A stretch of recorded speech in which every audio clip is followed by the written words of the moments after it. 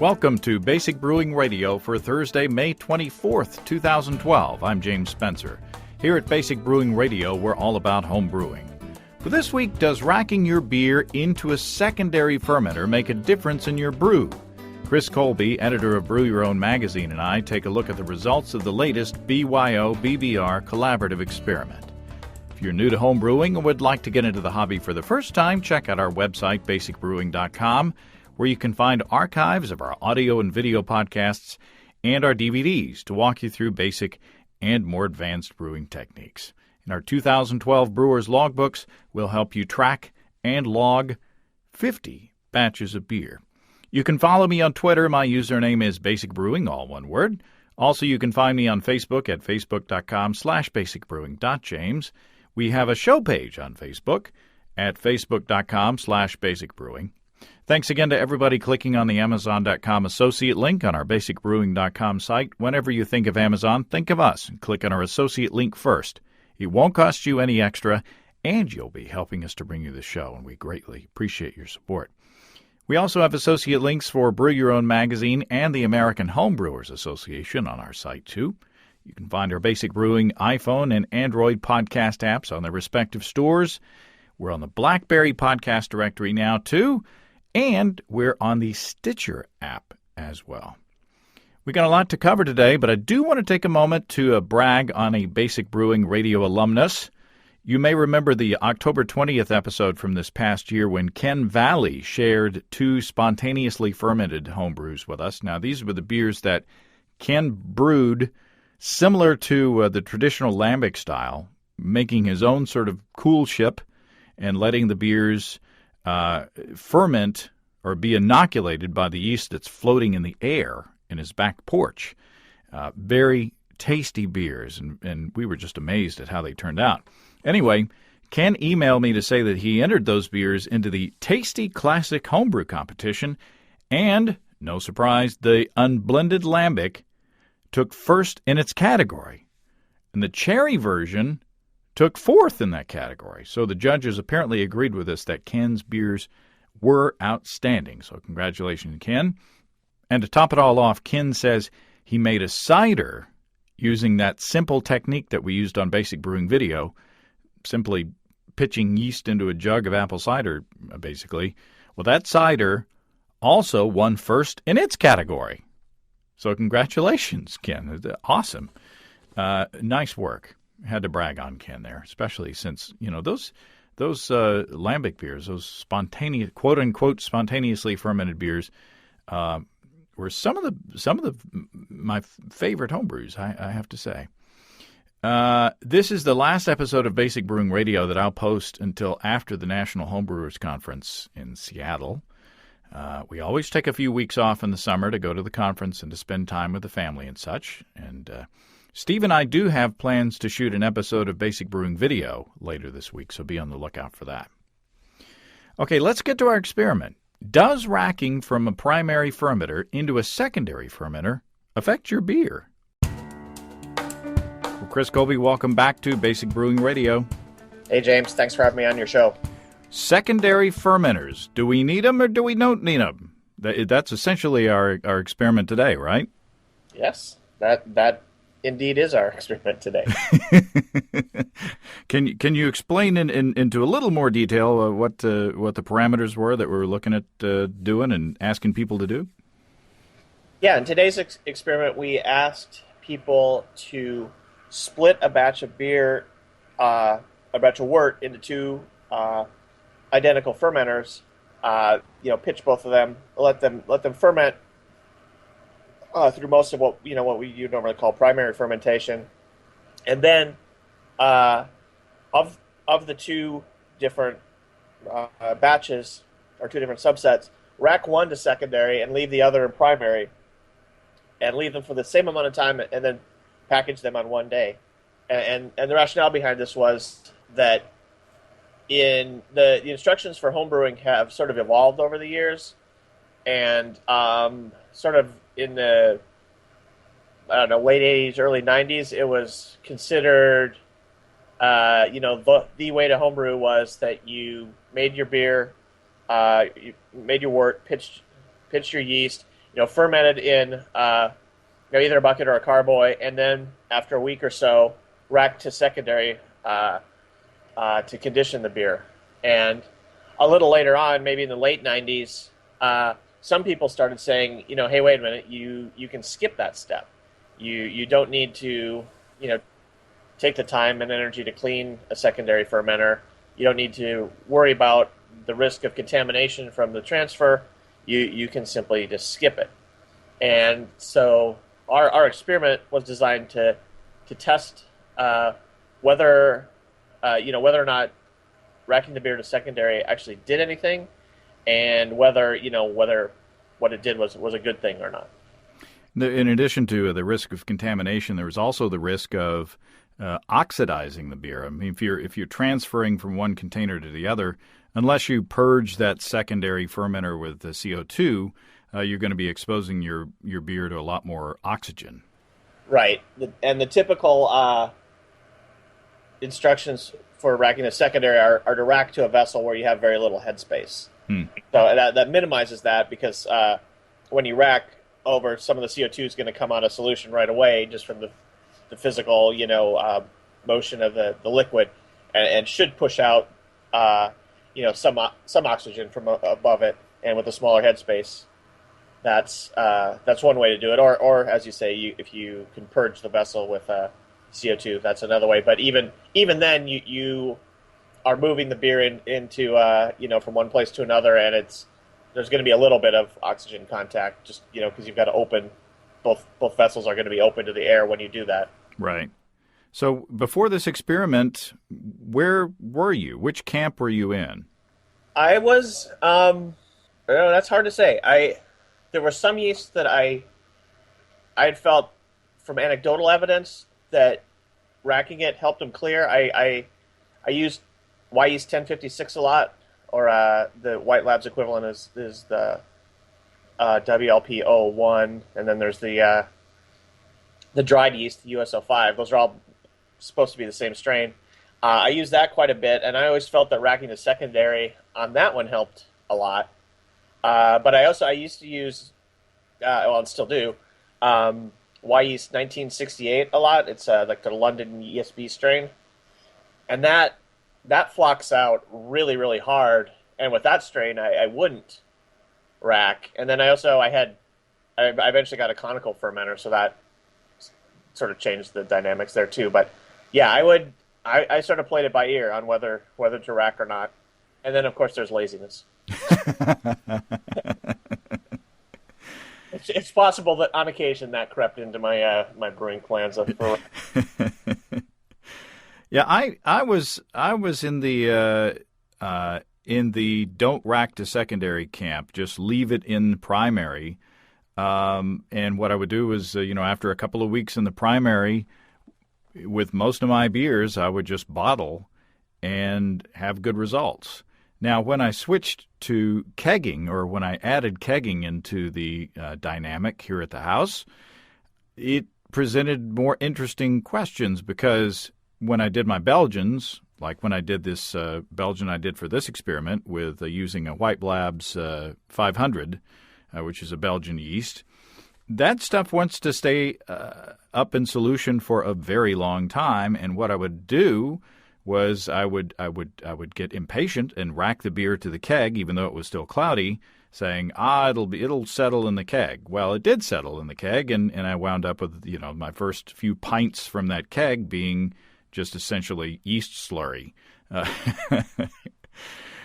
So what I wanted to learn out of this experiment is, does racking to the secondary give you any benefit? Does it help clarify the beer any more than just leaving it in there for an extended period of time? And the first beer that I did 2 batches of beers for this experiment. The first was a Belgian using the White Lab 500, and I sent you pictures, and I'm going to post a link to that picture on our Facebook page and on our the episode description on basicbrewingradio.com, and I'll also put it as a PDF attachment on the iPhone and Android apps. But you can see from that series of photos, that montage that I sent you, Chris, that racking to the secondary does have a big impact on settling out yeast. What I did was I racked. I made a batch of beer. Out of the kettle, I racked it all into one fermenter. I stirred it up to make sure that the trub was evenly distributed, and then I racked from that half of it into a second identical fermenter, fermented, and then after 6 days, I racked one of those carboys to the secondary. And I was amazed. On the day that I racked, I started to see some activity in that secondary fermenter. And you can see in that picture the first picture of that montage that I sent you, you can actually see some clearing happening, and that photo was taken just hours after I racked over. And then over a period of the next 17 days, the secondary, the one racked to secondary, became more clear and more clear and more clear. The one that stayed in the primary was clearing, but not nearly as quickly. And, after 23 days being in the fermenters, the one that was in the primary was still milky looking, and the one that was racked to secondary was clear. And you can dramatically see that in those photos, can't you? Yeah, the photos are incredibly clear and show that racking to secondary, at a minimum in the case of that yeast, absolutely does clear your beer. Now, I had time to do a pale ale after that with US-05, and it was more difficult. I took some pictures, but it's really hard to tell what's going on because the beer is darker, and after 10 days, most of the yeast settled out anyway. But what I did was after 10 days, I racked one of those carboys to a secondary, and after 3 additional days, the one that I racked to the secondary was crystal clear. So I went ahead and bottled the samples that I had for tasting. Now, the one that was still in the primary was a bit cloudy, but it wasn't nearly as cloudy as the Belgian. The US-05 flocculated out a lot better than the Belgian yeast did. But still, there was a difference. The one that was in the primary for 13 days was more cloudy than the one that was in primary for 10 and then racked for an additional 3. So again, with the US-05, racking to the secondary did help clarify the beer. So we have a result. Yay! So what's going on? I mean, and we did a taste test. I recorded a taste test with Steve Wilkes and Paul Morstad, and I'll play that here in just a minute. But before we move on to the sensory evaluation, just talking about what went on in the fermenters, what's going on? Do we know? Well, from this experiment, we don't know, but there's one sort of, and I forget, was it you that suggested it or Steve? But someone suggested, and to me this sounds like a very reasonable hypothesis, that the clearing in the beer that's been racked might be due to sort of when you move the beer, you're going to dislodge some of the CO2. Some of the CO2 is going to come out of solution, and maybe some of that CO2 is buoying up yeast, and so when that leaves the solution, it makes the yeast flocculate more. That's a possibility, and then the sort of equivalent way of saying that is in the unracked beer, there's more CO2 in solution, and the yeast are, maybe CO2 bubbles are attached to the yeast and keeping them buoyed up a little bit. But that's just a theory. We don't know that for sure. That's just a guess, right? But it's testable.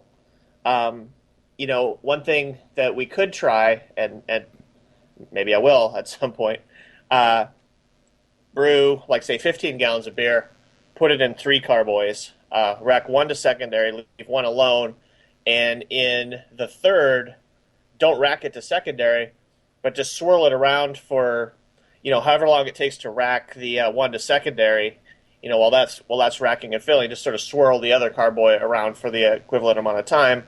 You'll see the bubbling coming out of the airlock or whatever, and then let them sit and condition some more. If it's the agitation knocking the gas out of solution that's doing it, you should be able to do it either with racking or with just agitating the carboy.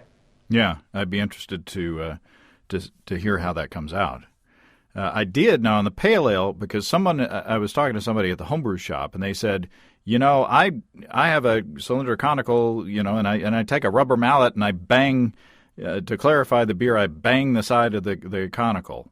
Now, I didn't know if that was anecdotal or if it actually worked. So what I did was on the one that I left on the primary, I did shake it. I did rock it back and forth, but I didn't want to disturb the trube at the bottom too much. So I just rocked it kind of gently back and forth.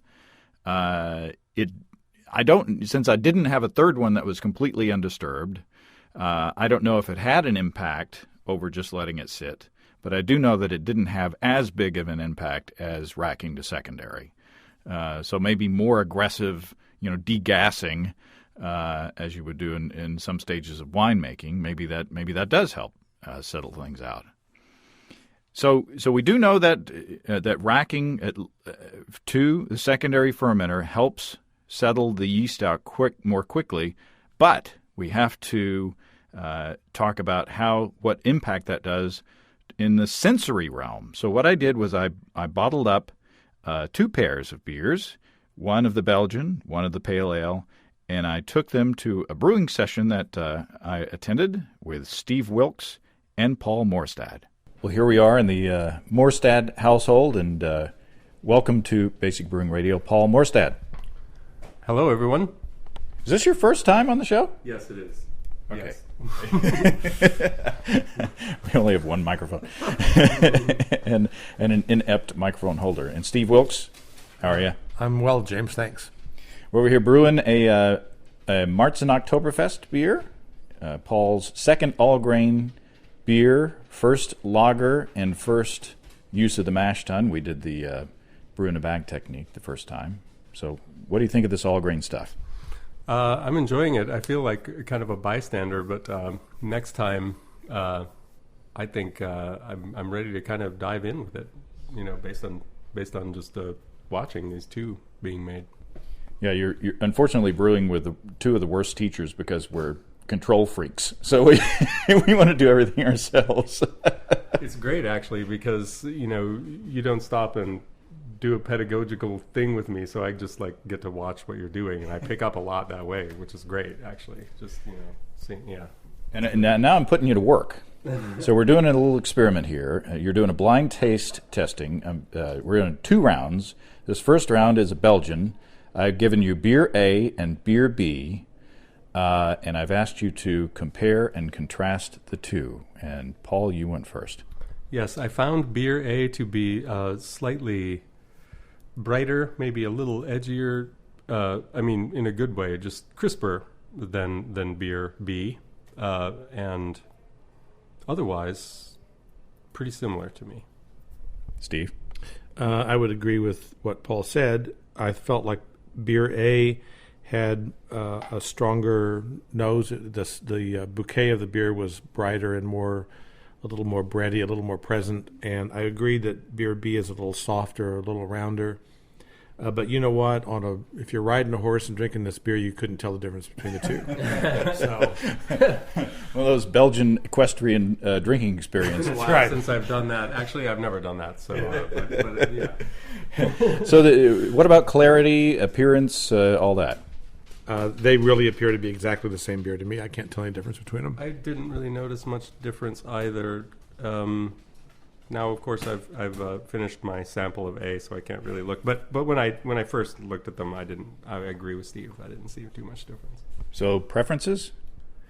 I think I'd like beer A better, but only slightly so. Again, there's very little difference between the beers. But if I had to pick, I'd pick beer A. I concur with Mr. Wilkes. Okay, on to round 2. Ooh. Okay, we're back with round 2. Now, this is the beer that we actually brewed the other day. this hoppy pale ale, and I let go of my control freakiness for that one, and I let Paul. Actually, I threw it open to both of you guys to determine the hopping schedule, and you deferred to Paul. So, what do you think of your hopping schedule? I'll have to say I'm pleased with the results. It's if you're a hop fan, you're going to like this one. Yeah, it's really good. And you commented that it reminded you a lot of the Boulevard Single White IPA. And yes, it does. I think it's spot on, yeah, definitely. Okay, so we got A and B in front of you. Steve, you go first this time. And so my task is to compare and contrast. There's no difference between these two beers. I can't tell a lick of difference between the two of them. Appearance, aroma, flavor, mouthfeel. That's right. I truly cannot tell any difference between these two beers. So they appear to be the same color. The hop aroma seems the same. The malt aroma seems the same to me.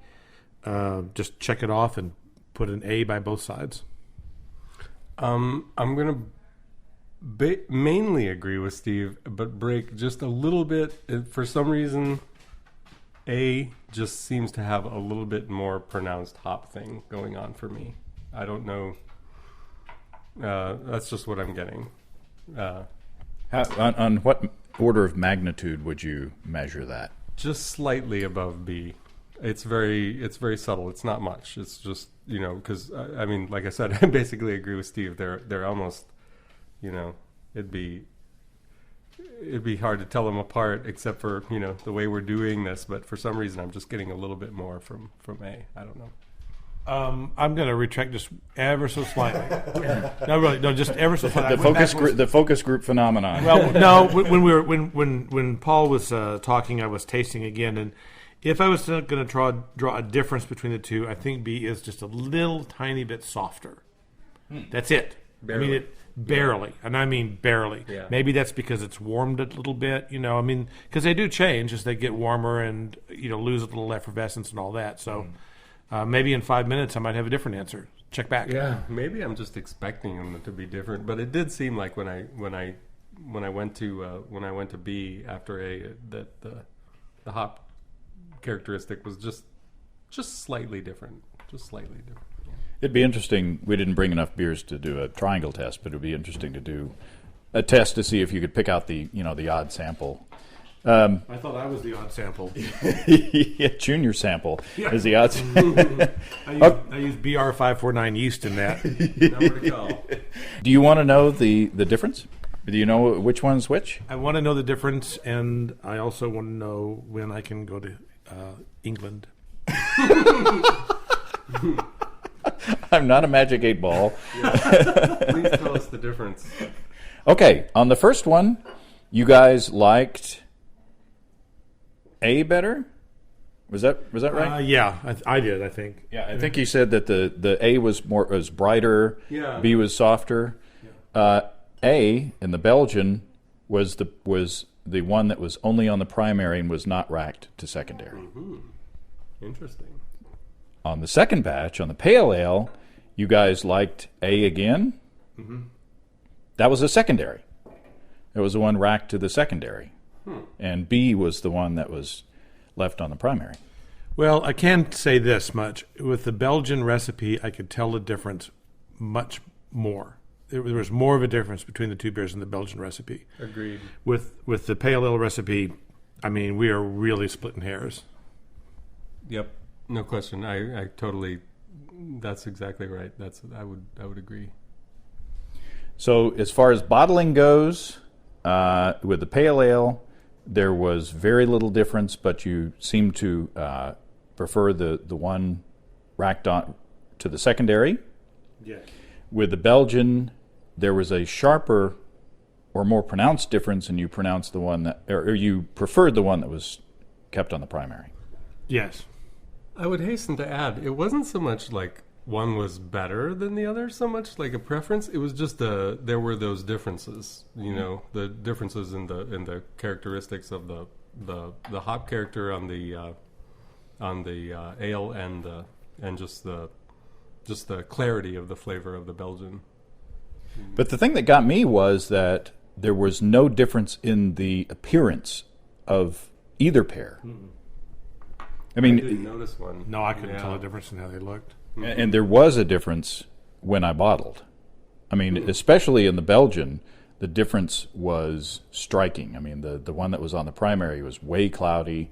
The one that was in the secondary had cleared up. It was less striking in the pale ale, but the one that was in the primary was still more cloudy than the racked one. But in the bottle, things seem to have evened out. Yeah. Yeah, I'm not sure what we've learned from this, because, and I mean that sincerely, in that all 4 beers were good beers. Yeah.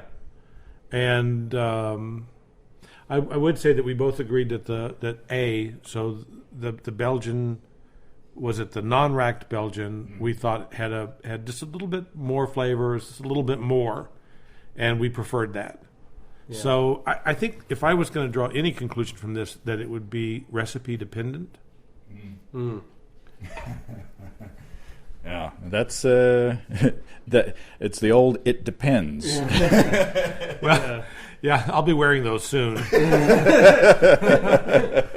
does complicate things a bit, but yeah, I one would have to experiment for themselves, obviously. Like, I mean, which is sort of homebrewing in a nutshell, but there you go. Thanks, guys. You're welcome, James. Our pleasure. So there we go. There was no essentially little or no difference between the pear and the pale ale. There was a bit of a difference, but very similar, very slight, with the Belgian, with the guys preferring the one that was held in the primary for the whole time and not racked. Mm-hmm. But the thing that got me was that there was no difference in appearance between the two. I mean, you would think that if a beer was put into the bottle that was more cloudy, it might pour more cloudy, or it might come out the other side more cloudy. But I guess, right, it's essentially racking it, instead of racking it to a secondary, it's racking it into a bottle. Right. And then it settles out. Right. And if we assume that what the haze is in the fermenter is yeast, so when you chill it down, that's just going to drop out. Yeah. I mean, it would have been when I taste those beers tonight, I'll take a look and see if I see any difference in the amount of sediment in the bottles. Mm-hmm. Because so I mean, I remember when I started homebrewing, my bottles would have just like I said, very impatient, to drink beer, and I would bottle them, and they would just have this tremendous amount of sediment in the bottom.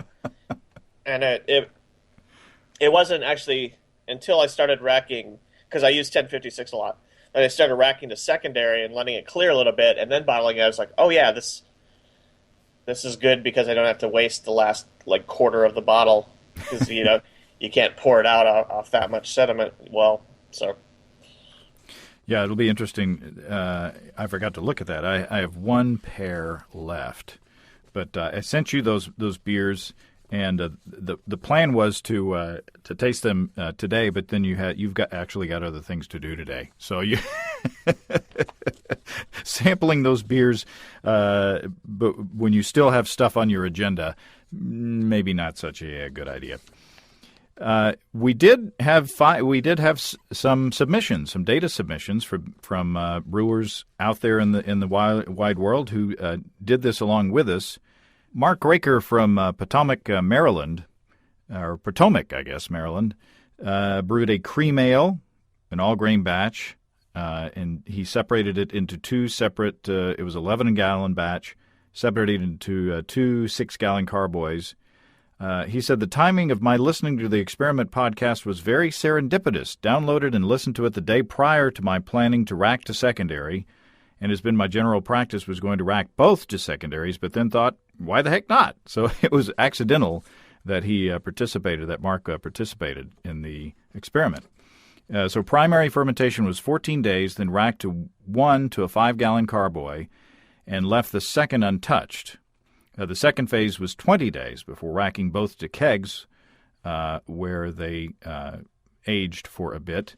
He said the racked brew cleared rather quickly and passed my flashlight test. I shine a flashlight through the keg, and or carboy, I bet he means, and if I can clearly and brightly see the filament, it's clear. The unracked brew never really cleared, remained hazy, and had some bubble carbonation on the carboy sides.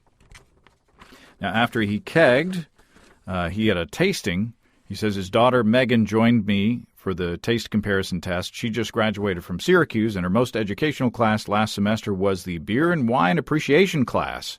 He says, now that I have an expert and legal drinker with me, we compared my cream ales for differences. I knew what was poured, but she was tasting blind.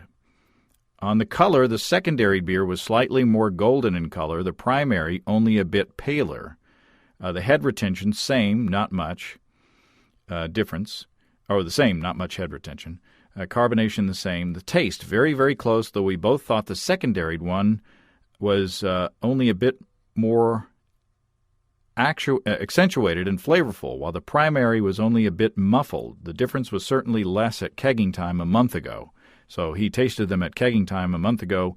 It was more of a difference, but then after a month of aging in the keg, it was much more close. And there were some friends of her daughter came over, who were, he says, they were not educated in the advanced college beer class. But they noted no perceptible difference between the two. So there you go. There's a slight preference for the racked beer from a cream ale. Now, the rest of these are hoppy pale ales. Gary Munch from Connecticut did a rye IPA with a Y yeast 1450. A 4-gallon all-grain batch. I put the entire batch into one fermenter and let it sit for 2 weeks. Then I racked half of it into a secondary fermenter and let both fermenters sit for an additional 2 weeks. The recipe also included dry hopping, so for one additional week I added half the dry hops to each of the fermenters. After 5 total weeks, I bottled 2 bottles from each fermenter and added 1 Cooper's carbonation drop into each bottle. The rest of both batches were racked into a keg. In the fermenters, it seemed that the beer in the secondary fermenter was definitely clearer. Visually, both beers were surprisingly similar in clarity. This is coming out of those bottles. I don't think there was a difference, but if pressed, I would actually say the primary beer actually appeared slightly clearer. Color was the same for both. Carbonation head retention, however, were dramatically different. The primary-only beer had carbonated much better, and it had better head retention. All results were checked with both pairs of bottles. No differences in aroma. The primary beer had more hop flavor up front and finished smoother. The secondary beer did seem a bit brighter, but had less hop flavors up front, and also had a sharper hop bitterness in the finish. My wife and I preferred the primary-only beer. And Gary says, based on my limited results, I see no reason to rack to secondary, even if adding dry hops. I think that as long as you dry hop after the initial fermentation is done, you won't lose any hop aroma or flavor, just dry hopping in the primary. There was certainly no loss in clarity from doing primary only, which that's the thing that surprised me. If you bottle just from the primary, it doesn't seem to hurt the clarity. Yeah, the thing that's making the beer cloudy in either primary or secondary is yeast. So if you bottle your beer and store it cold, the yeast is going to drop out. So it shouldn't be an issue of clarity in the finished beer, but in clarity in the beer, going to the keg, which may or may not have consequences. Brian Davis and Justine Jaspers from Lisle, Minnesota did a rye IPA. 10-gallon all-grain batch, dry yeast. It says the brewing took place before, during, and after a meeting of the IMNSOB, the Iowa Minnesota Society of Brewers. We've since decided that it's a bad idea to brew on meeting days. In spite of less than optimum processes, the beer turned out pretty darn good. Racked from the kettle, alternating about every 2 gallons into 6.5-gallon carboys, 10 days in the primary, then 11 more in the secondary. Nothing remarkable different in the fermentation process, it says. No difference in in the head volume, color, and clarity. In a triangle test, we were able to detect a slight difference in the aroma, but couldn't really decide which one we liked better. The hop seemed a little more forward in the primary only, while the secondary seemed to let the malt through a little more. Found the odd one in the tasting, found the odd one in the triangle test, but then disagreed again which one tasted better. They say it's really splitting hairs. If they weren't side by side, no one would think they were from the same fermenter. So Brian and Justine say pretty much confirms what we already believed. It's not necessary to transfer to a secondary. You can if you want to, but doesn't seem to make a big difference. Rich Estel from Lansing, Michigan, did an IPA, an all-grain 10-gallon batch, split evenly between two carboys. The first carboy was in primary for 10 days, then secondary for 20 days. The second carboy was in the primary for 30 days. At 30 days, they were transferred into kegs. The main difference I noticed was the carboy that was transferred to secondary clarified much more quickly than the carboy that was not transferred to secondary. After another week, they were both clear. Visually, I can't tell any difference looking at two glasses after the finished beer comes out of the taps. Aroma, I cannot detect any difference. When I asked my wife, who does not like beer, she said they both smell equally bad. Tasting, I cannot taste any difference between the two beers.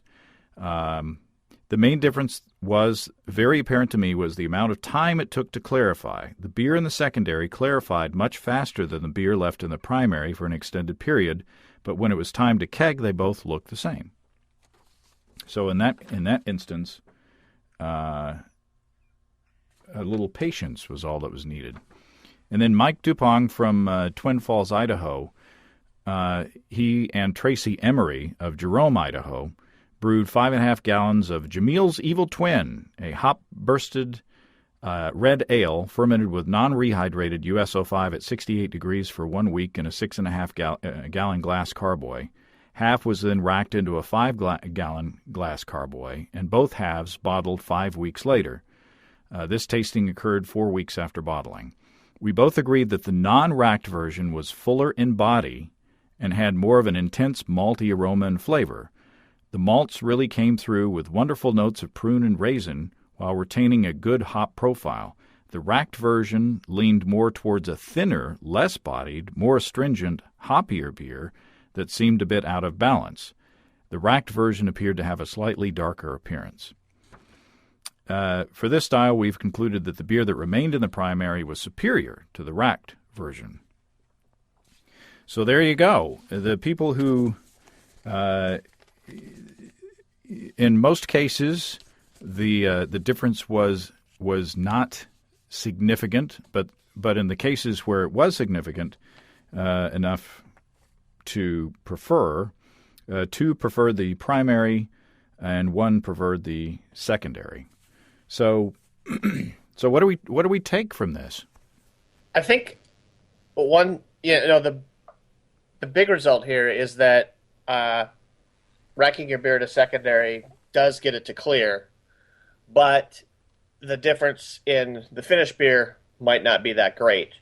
There may be reasons that you would want the beer to clear in secondary, especially if you're racking it to a keg and you don't want to pump out a couple pints of yeast slurry at first.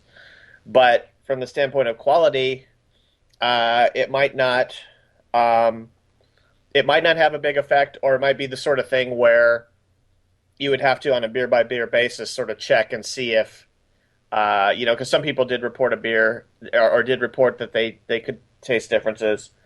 And, it might be that you can taste a difference on hoppy beers, but not, more malt forward beers. It may be that at higher alcohol levels or lower alcohol levels, it's more or less detectable. That's just something that, you would have to know. But I would think that the big result here is that if you want your beer to clear more quickly, rack it to secondary. Yeah. But if you don't have the time to do it, or you don't want to, and you're bottle up conditioning your beer or kegging, the clarity is going to get there just from cooling the beer down and crashing out the yeast. it's just it seems to me it's just how you want to handle your yeast. Where do you want your yeast crashing out? Do you want them in the bottom of your secondary fermenter, or do you want them in the bottom of your bottles or keg? Yeah, I think I would like to see a comparison between racking to secondary and just taking the primary fermenter and sticking it in the refrigerator and cold crashing the primary, and just see if there's, compare the performance between those two approaches. Not everybody has a refrigerator to cold crash a beer, but it would be interesting to see how those two approaches compare. Right. Yeah, I think if I was going to make a recommendation from this, it would be, or let's just say this is how it's going to affect my brewing practice. I think if I'm bottling, I'm not going to worry about it. I'm not going to rack to secondary. I'm just going to keep the beer in the primary for 2 or 3 weeks, depending on the style of beer and the variety of yeast. But if I'm bottling, I'm not going to rack to secondary. However, if I have a yeast that is stubborn and does not want to flocculate out, and I'm kegging, I'm definitely going to rack to secondary. And in fact, whenever I brew a Belgian now, I'm just going to do that as a matter of course. Say after fermentation is complete, a week and a half after pitching, I'm just going to rack to secondary and then let it clarify and then keg it. So I think that's, to me, I think that's the fairly clear-cut advice. Yeah, that sounds reasonable. That's probably what I'll do, because when I keg beer, I like the beer to be clear in the keg, because I don't like there to be a big, essentially, yeast sediment at the bottom, even though, you blow it out in the first couple right around the tube, but I just prefer clear beer in my kegs, so I'll probably go with secondary when if the beer doesn't clarify in primary. Very good. I like this. This is a fairly in a lot of our experiments we get a it depends moment, but I think that this is one of the ones that we can be fairly confident in the results and fairly clear in our recommendations as a result from it. So yeah, very clear result here. Racking to secondary does clear your beer. There you go. Well, thanks to everybody who participated. This was a fun one. And of course, it's up to us now, Chris, to come up with the next one, but we'll have to do that after our summer break. We're going to take a break for the next few weeks from posting on Basic Brewing Radio, so maybe by the time we'll get back, we'll have another challenge for our listeners to take up. Well, Chris, I appreciate it. Have a good summer. And You too. I'll see you in the fall. Or late summer. Or late summer. Thanks, Chris. Talk to you later, James. Very interesting results. Thanks again to everybody who participated in the experiment. I hope that you got as much out of it as I did. And be sure to look on our Facebook page and on the in the description of this episode on basicbrewingradio.com for links to photographs that I put together showing the progression of the fermentation of the Belgian. Pretty dramatic. Also, thanks to Steve and Paul for the use of their palettes. And as usual, thanks to Chris Colby for his time and expertise. If you want a free issue of Brew Your Own magazine, you can click on the banner on our site. And if you decide to subscribe after reading that issue, you'll be helping to support this show. And I appreciate greatly all of those who have done so already. Remember, we're off for the next few weeks. We'll talk to you again when we get back from Seattle. In the meantime, if you have brewing questions, show suggestions, or just want to say howdy, write to james@basicbrewing.com, or just fill out the contact form on basicbrewing.com. And please don't forget to tell us where you're from. Be sure to check out our DVDs, Extract Brewing and Partial Mashing, Stepping into All Grain, Low-Tech Lagering and Decoction Mashing, and Introduction to Wine Kits. You can find them all on our site, along with our Brewer's Logbook, which is available to order. We've got combo deals to save you a few bucks if you want to buy more than one DVD at a time. And you can check out our Basic Brewing shirts in the store, too. You can see a listing of the fine folks across the country who sell our DVDs on basicbrewing.com. And if there isn't a vendor in your area, you can order them online in our online shop, at basicbrewingshop.com. Thanks to everybody who's continued to click on our Amazon.com link. We appreciate the support there as well. Our featured products this week that were purchased through the link are The Search for the Perfect Pub, Looking for the Moon Underwater, and Poop Bags, Waste Pickup Poop Dispenser with 15 biodegradable bags. You knew I was going to read that, didn't you? When you clicked on that link, you said, James is probably going to read this. Well, there you go. Thanks again, everybody. Remember, I can't tell who bought what, so no worries there. Just click on the Amazon.com logo on our site. The next time you want to go to Amazon and shop around, we'll get a little piece of that. We definitely appreciate your support. Also, don't forget, you can join the American Homebrewers Association in addition to subscribing to Brew Your Own magazine through associate links on basicbrewing.com. That's all until later, a few weeks from now. Until then, thanks for listening, everybody. I'm James Spencer. Production help for Basic Brewing Radio and our website is provided by Kelly Dodson. Basic Brewing Radio is a production of Active Voicing. We'll talk to you next time, everybody. So long.